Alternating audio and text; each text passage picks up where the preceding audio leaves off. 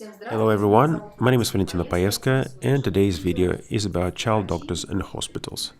So today we are talking about how to minimize stress of a child when visiting the doctor in the hospital and what should you do about it if the baby already had a negative experience undergoing certain procedures in the hospital in the past or received some ill treatment. So, when your baby grows to be around 18 months old, I think you should have one of such toy sets. Regardless how many items are in the set, the most important item you should have is the white coat.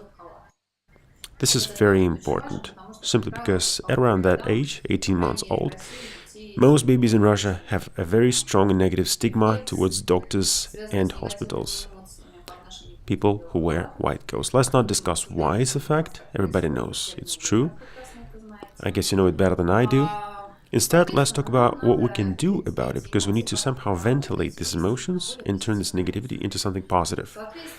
So starting at around 18 months old, we start playing this doctor game. So this should be locked up. Don't let the baby play it on his own. So only when you are around. This is not freely available because it's a role play. So you can't let the baby play on his own. So we need to be in control. We need to understand the child's emotions, see the emotional response, right? And thus control the baby throughout the process by going through this drill. So don't let the baby play this set on his own. When the baby grows to be a toddler, which is 3.5 years of age and above, then it's okay. You can actually let the baby play on his own. So, because, well, at this age, babies are, well, let's say, more mature, they have more experience, they play this game multiple times before, so they know what's up. So how do we play this game? The most important rule, so always convey a message that the doctor is a good person. He's on your side, he's the one that keeps you healthy, he's the one that checks your stomach, will, check your throat, your ears, nose, etc. Using very simple cues and very basic language, explain to the child what it's all about, what doctors actually do, the fact that they're good people, they actually do good things. Always start the game with this message. Now, secondly, let's imagine that in about 7 days' time, you're going to go through the ETN procedure. So you start basically going through the situation that the doctor will face up in 7 days' time. So using the toy set, the doll, yourself, you basically demonstrate the whole procedure. The way the doctor is going to examine your throat, your nose, your ears, then demonstrate it on a child. Then let the child actually play this game and have your throat examined. So you can play this role game. So thus, you basically demonstrate what the child should expect, because this level of anxiety actually comes from not knowing what to expect. That's what it's all about. And the problem here is that with most babies, when they cry at home or get hysterical, the mommy would give them a kiss and somehow caress them and give them a hug. But in the hospital, this complete stranger dressed in white coat is doing these things to me, and I'm not really excited about it. And the mom is not doing anything and letting this stranger do these things to me. So what's going on here? So when you demonstrate up front what the baby should expect in the hospital, it is actually reducing that level of anxiety. So baby knows what to expect. So he comes down. So later on when he's at the hospitals, he will feel much more at ease. So the baby will know that it's about the ears and the nose, the throat, if it's an ETN doctor, or something else. Or if you're going to, let's say, orthopedic doctor, then of course you can bend your arms and legs, or the doll's arms and legs, just to indicate the drill, the protocol that the baby is going to go through. So you demonstrate it to the baby, right? So again, you can use the baby, the doll set, or your own self to demonstrate that, to the extent that you can. Another very important element here is that what if the baby needs to undergo something very unpleasant, like a painful injection or something like that. So again, we start with the message that doctor is a good person, he wishes you something good, but sometimes can cause you discomfort. And let's say you go through, let's say, blood sampling, you need to draw some blood, or maybe some painful vaccine or some painful injection. Okay, so you're playing this through.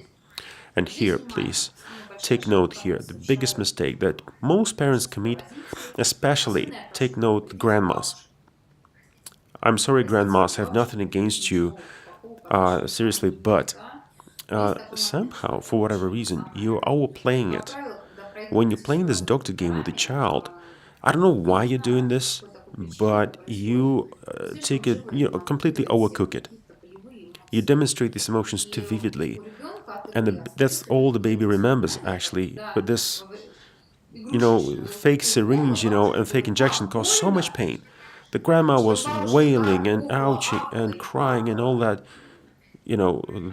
That's all the baby remembers actually. That's stuck in his memory. Yes, the baby might be laughing when it's a game, when the grandma is all doing all that over exaggeration, but later on in the hospital, that's what he's going to remember, and that's going to trigger his anxiety. So the baby will get hysterical, even if the procedure is not that painful by definition. So bear that in mind, that you are planting that seed of fear with the child by overplaying it when you're actually modeling the situation in the game. Don't do that. And the reason the babies are crying and scared to death is the parents' fault mostly, and the grandma's fault, unfortunately. Or some parents actually taking it too far. They say, if you misbehave, we gotta go to the doctors and have an injection. So why would you scare the baby in such a way? So let's be honest with you, very few injections are really painful. Can be some complex treatments, some very particular injection, but generally speaking, if it's like a regular injection of a vaccine, it's no big deal. Nothing to get hysterical about. It's not even painful. It's not. I mean, it's not. It's not a pleasant thing. Of course, it's unpleasant, but it's not a super painful thing, right? It's not something to get hysterical about, to start crying, or things like that. So your job is to tell the truth. Look, this is going to be uncomfortable. Yes, tell the baby, this is going to be uncomfortable. But look, I'm your mother. I've been through this too. I'm next to you. I'll be there for you. And other babies go through this too as well. So it's no big deal. Come on. Relax about it. So you can demonstrate actually, ouch, ouch, ouch. Oh, you see, I'm holding up. Yeah, what can you do to help me? How can you help me? Yes, you can strike it, you can actually pat this, you can use something cold, you can do something about it. To demonstrate that you're always there for the child.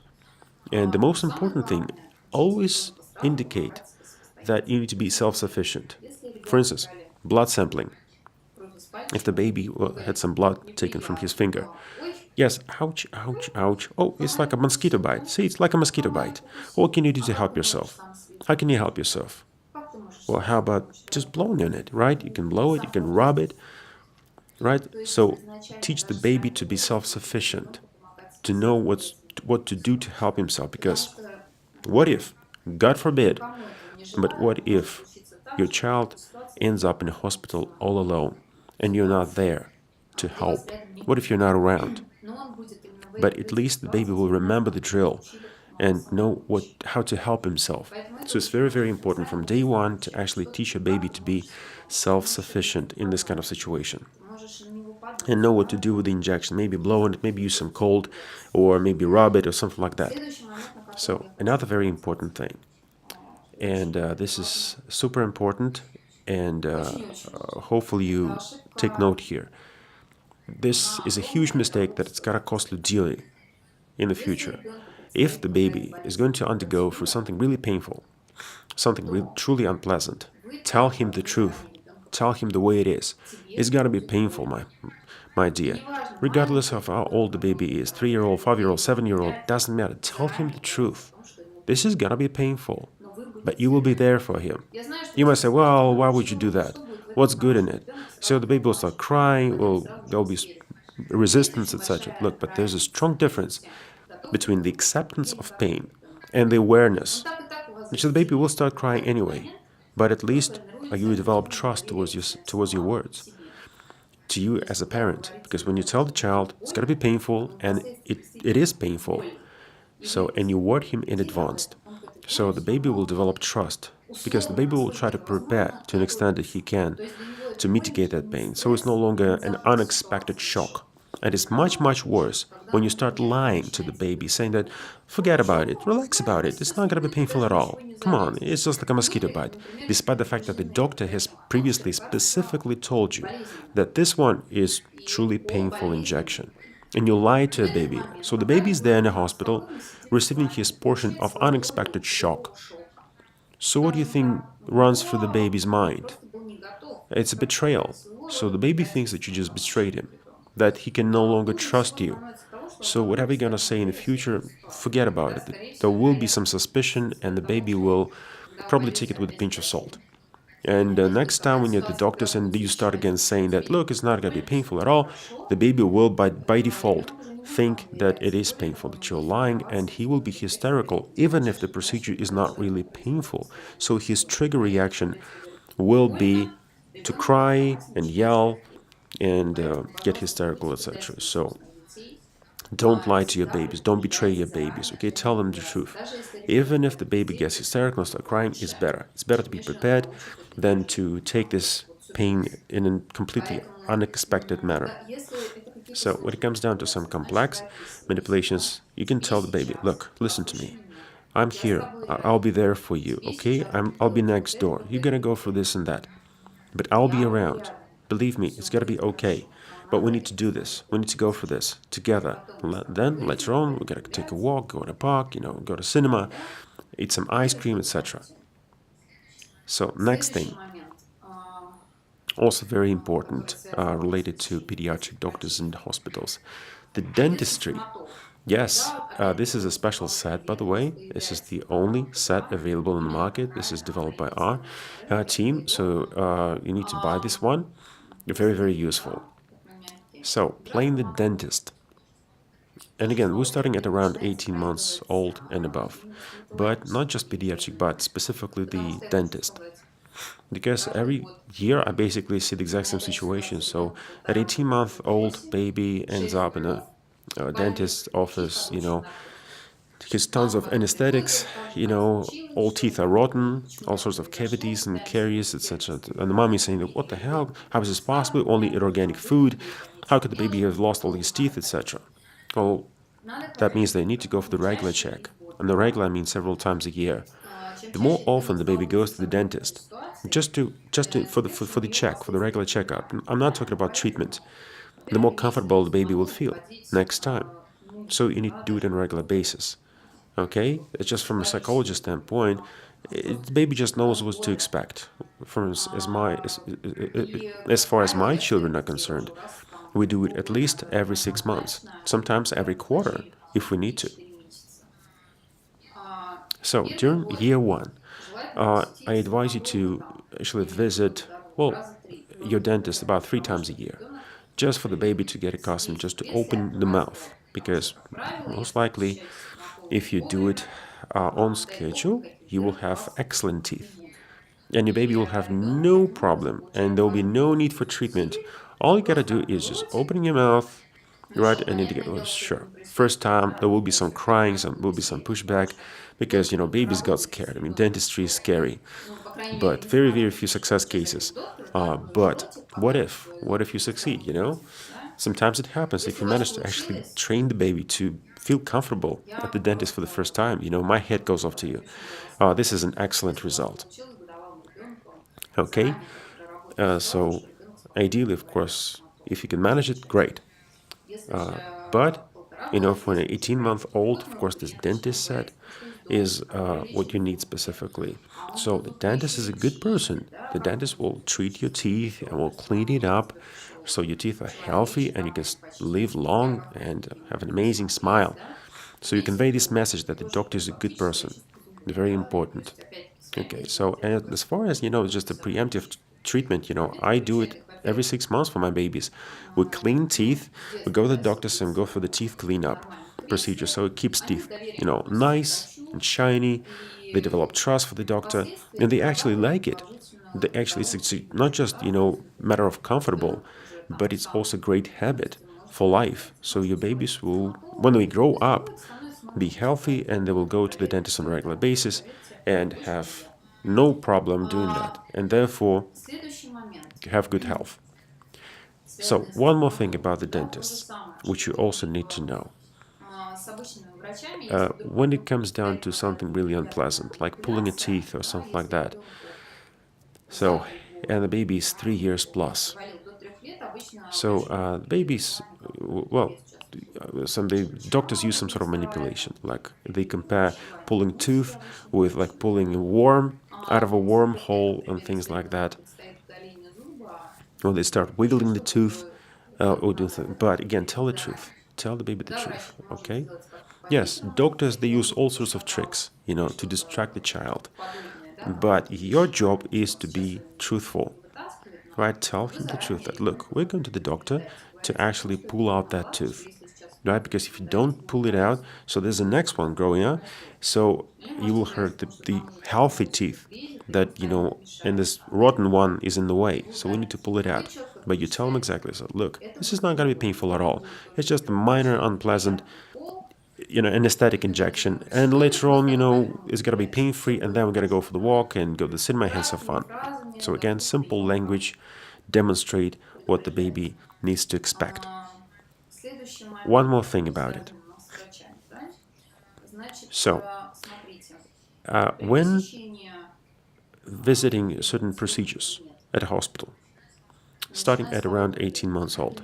So, what do mamas do? Parents usually take the child and put it on the lap. I see it all the time. Even all the children, they sit on mommy's lap in the hospital. So bear in mind, the earlier the baby starts sitting on his own chair, the better. It's better for the child. Baby needs to feel self-sufficient, needs to feel like he's in control. Yes, you can be next to him. It's okay if the baby has some blood drawn from his finger. You can stay next to him, but let the baby sit on his own chair. You can actually, give him a kiss, you can pat him, you can embrace him. It's okay. But bit by bit, start to distance yourself. With each and every visit, start to distance yourself. For instance, if a 3-year-old feels okay and comfortable sitting on his own chair, great. Next time, try to sit a bit further away, then farther away. You end up basically staying behind the door, essentially. So the baby, basically with his card, is with the doctor face to face, and you're not around. Okay? So you distance yourself on purpose to, inject that confidence in the baby. So, or what if then your baby ends up in a hospital all alone and has to undergo a series of procedures and blood sampling and whatnot? So that baby will feel much more confident. So it's not going to be as traumatic as for the baby that has never been alone and always been, sitting on his mommy's lap. And for that kind of baby, it's going to be a shock. So prepare the child in advance. So what are you going to do if you're not around? Then it'll be super stressful for the child because he's just not prepared. Okay, so get ready in advance. Very, very important. Your baby is to be self-sufficient. So the earlier you start distance yourself away from a child in a hospital, the better. Yes, you can be a beholder, of course, right? You can be sort of just watching from afar. That's the best possible way. Okay, so let the baby experience it on his own. That's very, very important. Okay, otherwise it's almost like you're borrowing his fears, right? So you're not letting the baby conquer his own fears in a sense, right? So even if the baby, is crying and has a lot of anxiety, your job is not to be like a hen and a rooster, running around and screaming and yelling and whatnot, but to be absolutely calm, be in control. Sort of that's the way it is, and this is business as usual. That's the way I demonstrate to my children. Like, look, I'm confident, that means that you're safe. But the moment you overblow it and start getting hysterical yourself as a parent, this translates to your child, and the child gets hysterical in its turn. So instead, you should be calm, because the baby is looking up to you. It's very, very important. So stay calm. Because I had an experience like that. My youngest son had to go through a series of treatments, and it wasn't about money. It was just the protocol. It was just the rule that I couldn't be in the cabinet. I couldn't be in the hospital with him. It was prohibited. At that time, I think he was like 6 years old, and in about 10 days, he had to go through a lot of unpleasant procedures. I will not be around. I knew that this is for him. He had to go through this alone. So, and of course, I had to prepare the baby as much as I could, right? So, and he had to be hospitalized. And before that, he had to undergo certain procedures. So we said, look, uh, you will be hospitalized, and you will not be around, and the dad will not be around. So let's try and practice it. Let's rehearse it. So walk into that different room, close the door as if you're alone with the doctor. If you feel bad, if you feel uncomfortable, I'm here for you. Knock on the door and I'll come in, because in the hospital I will not be around. But here in our apartment, I'm just next door, okay? So you can always give me a sign. So I'll try to deal with it on your own. And in a matter of 10 days, my son went from being scary to being very confident. He's undergone all sorts of procedures, such as taking blood sample from a vein, which is super stressful even for adults, let alone the child, and ending up with other sorts of painful injections. And I was not in the room; I was outside. So he would then go out and embrace me. So I knew he was in pain, but he was confident. He said, "Look, mom. Well, I went through this and that today, and it was kind of okay. I wasn't scared at all, and things like that." So I stopped visiting him in the hospital at all. He's now very comfortable. He's doing it on his own. So I'm very, very happy about it. Certain procedures and injections and things like that. So if your baby can cope, so stay out of it. Because the worst you can do is, interfering if the baby is coping with. Otherwise, you're not letting your baby to learn and to grow up. You're only making it worse. And you're only making it more painful, as a matter of fact. So try to be very careful with all your whining and all your parental care. So, and don't aggravate the situation by whining, because the more hysterical, the more agitated you are, the more stressful the baby becomes. Instead, you should actually channel baby's anxiety into something else. So, regardless the age, you should use the exact same practice. First of all, you pat the child, you strike him like that, and in a very confident and polite voice, even if the baby is sobbing very loudly, he will hear you. And it's been tested multiple times. Use very confident questions. So, where do you want to go right now? Ask questions. Don't tell him. Ask questions, because the baby will start nodding and start responding. Where do you want to go? Where would you want to go? Would you want to go to the cinema, to the playground? Would you want to go to some ice cream? Where do you want to go? So, what do you think? What would you like? Would you like some soup? Would you like some meatloaf? Etc. So, and using these simple questions, of course, I'm not my tonality, actually lower, and it's close to the whisper, actually. Start, channeling this out instead of aggravating and saying, oh, it must have been so terrible for you, it must have been so much pain. Why would you do that? Instead, switch baby's attention to something else completely. And again, use physical contact, kissing, patting, all sorts of things, so the baby will respond. Even if he's seems like he's completely shut down and he's sobbing like for 5 minutes, later on, of course, he will react to something. Maybe he will want some water from a cooler, or maybe something else downstairs, etc. So whatever the question, but he will respond sooner or later. It's very, very important. Okay? Try this kind of approach, but don't aggravate it, because most parents, they somehow make it even worse. They start crying, they start getting hysterical, and of course baby sees all that and gets even more hysterical. So bad practice. That's what it comes down to, your behavior. So one more thing, and this comes down to any mother. This thing called emergency kit, emergency medical kit. That's okay, you gotta have it, but you also should have an emergency Play-Doh kit and soap bubbles. Regardless of what the procedure is, maybe it's completely safe and pain-free, regardless, always have Play-Doh. Always have Play-Doh, because this is a great way to relieve stress. So, when you're exiting the hospital, your job is to switch baby's attention. But even if it wasn't very stressful, it's still unpleasant, right? Because it wasn't like going to the cinema. It's a hospital, for Pete's sake, right? So, believe me, uh, you look at the adults are just like that, like deer in the headlight, because they don't know what to expect, well, let alone the baby, of course, right? So it's a stressful place.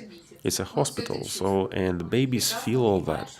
And they understand that this is not a very pleasant facility, and you never know what to expect, right? So always have this Play-Doh, and it's the exact same approach. So, also bubbles, right? So you went out on the street, regardless whether it's summer or like freezing cold, regardless of that. We have these soap bubbles. Why is it so important? Because, what about adults? How do we relieve stress? We meditate, right? We breathe. It's about breathing in. When you take deep breath in and out, you ventilate, right? And you come down. But you can't force baby to meditate, from what I know. But breathing is always a very good thing. So when you blow bubbles, that's what you do. You're basically meditating, right? You're breathing. And not just that, but your baby also sees that beautiful, nice, soap bubbles. That's great. That's a great, simple way to get distracted and switch over. So, and when the baby comes down, then you can take it from there. Or let's say that you are in a queue versus in a hospital, and baby is in for something major. Always have Play-Doh. Any Play-Doh. It can be very simple set, but regardless of what kind of Play-Doh, but some Play-Doh is very advanced, it's unsticky. So, but whatever it is, gotta have some Play-Dohs. Or you can have like a water balloon, the water balloon where you shake it and there's some dust inside. So, also a very interesting sort of thing. But baby needs to do something with his hand, because every time you use your hands, you come down, because you switch your attention focus. So starting at about 12 months old and above, you can use Play-Doh. So when you go to the pediatric hospital, this is a great practice. This is one of the best ways to let your baby stay calm and control. Okay? So, and I'm not talking about gadgets, by the way. This is completely different. Okay? So, when you're done and you walk out on the street and the baby has some negative experience, so let him do something with his hands. Let him play with his dough. So, when you come home, this very day after hospital, especially if you have some negative experience, or the baby, was crying or something like that, do not let them watch cartoons or play with gadgets or a tablet. Absolutely not. Why? Because a baby needs to ventilate, so it needs to take these emotions out. But if you let them play with these gadgets, with watching TV or playing computer game, so the baby will be just pushing it down, right? I'm not going to go into details as to the way this works, but please don't let the baby watch TV or play with any gadgets this day. So especially if the baby spends several days in the hospital, the exact same amount of time he should play with you, right? So it's a tit for tat, so to say. So instead, the baby should be playing with something, doing something physical. But when the baby is doing this, playing the game, that's not ventilating emotions. The baby is just pushing these negative emotions down, deep, deep down. But this will manifest itself later on. So don't let the baby do that. Instead, provide the gateway to ventilate these emotions out. It's very, very important.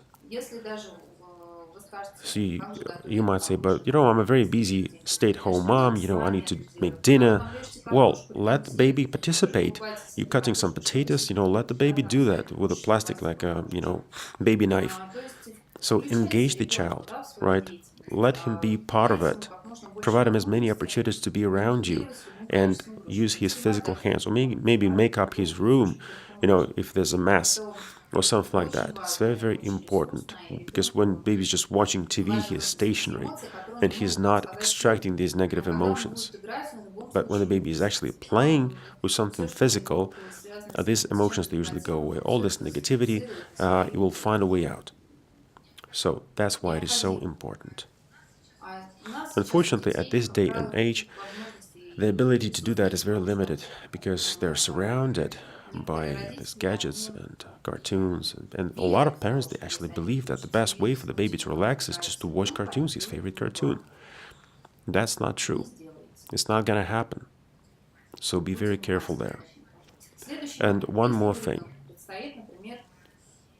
What if the baby needs to undergo certain painful procedures, like on a regular basis, like a series of injections or particular treatment? So, what do you do in this case? Of course, first of all, you start with the rule that I mentioned. You always convey a message that doctors are good. And secondly, find the baby, help baby find the most pain-free way to go for this operation, like a painful injection. You can try different postures, for instance, right? When the baby is talking, so let's say, okay, my dear, let's try doing it this way or that way, or get baby's feedback. Was it as painful as yesterday? Was it less painful? Then next day, try and ask the doctor to make this injection as quickly as possible, and then ask for feedback. Was it as painful as yesterday, or was it more painful, or less painful? Or was it different? Which way you think was more comfortable? So going through different options like different postures, standing, seated, lying, bended, holding onto the pillow, or something like that. Whatever it is, but you gotta find the best, most comfortable way for the baby to go for this. Because I know I've been through this multiple times, and I've been watching multiple kids and different ages, and I am absolutely confident that the exact same procedure can be made more painful or less painful. I mean, from the just mind comfort standpoint. I'm not saying this is going to make it pain-free per se, but this can tremendously improve overall level of comfort for the baby. This is very important. So always go for these options for the baby and try to help him find the most pain-free way. And this is a particular challenge when it comes to children that can't speak. For instance, maybe they're like linguistically challenged or something like that, especially for them. Or very small babies, like infants, that can't express their thoughts. For them, it is very important to express their ideas using Play-Doh, colors, water, some soap bubbles, and things like that. So, and then you also play this doctor game. The doctor is a good person, convey this message, and always go through this routine. Always go for this routine and etc. etc. Everything that I mentioned in the beginning. So, provided that the child is not against that. If the baby doesn't want to play with you, it's okay. Don't force it on the baby. Replace yourself with a grandma or with somebody else, or let the baby play it on his own. It's okay. Sometimes the baby needs to just stay alone and play it on his own. So that's as far as the pediatric doctors and hospitals. There's one more thing. When it comes down to toddler development workshops, I focus a lot on encyclopedia, the type of encyclopedia, the level of details that you should provide, etc. If you go to my website, so there's a separate section on that. In the articles section, you can actually find that article, which is dedicated to this encyclopedia topic. It was actually provided by parents. So the samples of, for different ages, like a sample encyclopedia, like an anatomy chart, for instance, for 3-year-old, for 18-month-old, etc. So starting at around 18-month-old, you should start providing some information about the human body. But the level of granularity will be different, of course, and the older the baby becomes, of course, the more details you add. But the most simplistic way is very, very simple anatomy chart. Some legs, arms, nose, ears, very, very simple thing. So So then you start adding layer by layer, adding more and more information, more and more data. Okay, so so that's how you provide this information. So why is it so important to provide this academic data? Simply because the baby needs to know how the body functions. It's about a healthy lifestyle. Because with age, so children actually end up trying to figure out what's good for me and what's bad for me. So the message here is very clear. Let me give it a simple example, like smoking. Smoking is not bad to smoke. It's actually hazardous to smoke for your body. So, and when the baby is asking like, why is this dad's friend smoking? It's bad. Yes, it is bad. Not just bad, it's actually unhealthy for your body. Okay, let's open this encyclopedia and I'll show you how the smoking negatively impacts your lungs, for instance. So the baby needs to know, or like sweets, for instance, and the way they impact your teeth, the way the tooth decay, it comes from this sweets and all that. So the baby just needs to know the cause and effect of eating and then going to the hospital. So I guess you get the point.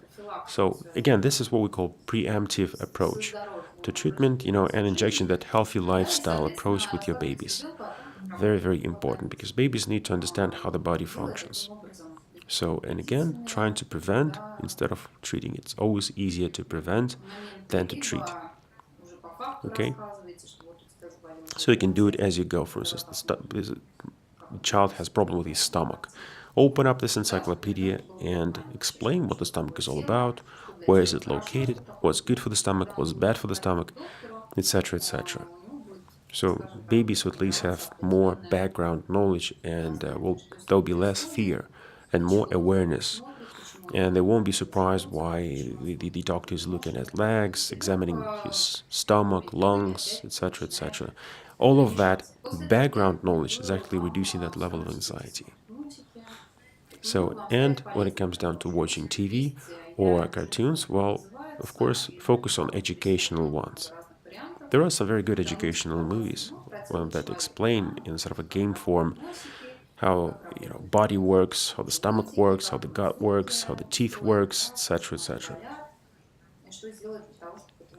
and how to prevent your body from becoming ill. This is also very, very important. So this brings a lot of benefit for the child and also gives you more time, actually. So this is very useful. So I think that's all I wanted to discuss today. That's all when it comes down to pediatric doctors and hospitals and minimizing child stress in this environment when visiting people in white coats. And one more thing. This comes down to children, just regular children, regular kids that fall ill on a regular basis. Certain children, they just stay healthy. Others just fall ill on a regular basis, especially for these kind of children. It's very important. There will be also a separate video, by the way. Separate video talking about, physically challenged people or with mentally challenged people. So, and with these kids, it's twice as difficult. And these children, they have to go through regular treatment, injections and whatnot, and they go through so much pain. And for them, this is particularly important. Depending on the illness, of course, and depending on the handicap, so they need special treatment, of course. And by the way, it's not about cancer. I'm not talking about cancer here because cancer-related problems is a completely different animal. It takes a completely different approach because this is truly, a terrible thing, and this takes a separate approach. And in every cancer treatment facility, there's a special doctor, a special psychologist that knows what to do about it. So hopefully you guys liked the video. Hopefully it was positive and useful. So I'm Valentina. Once again, hopefully your kids will stay healthy and avoid these stressful situations. Okay? Thanks for watching. Until next time.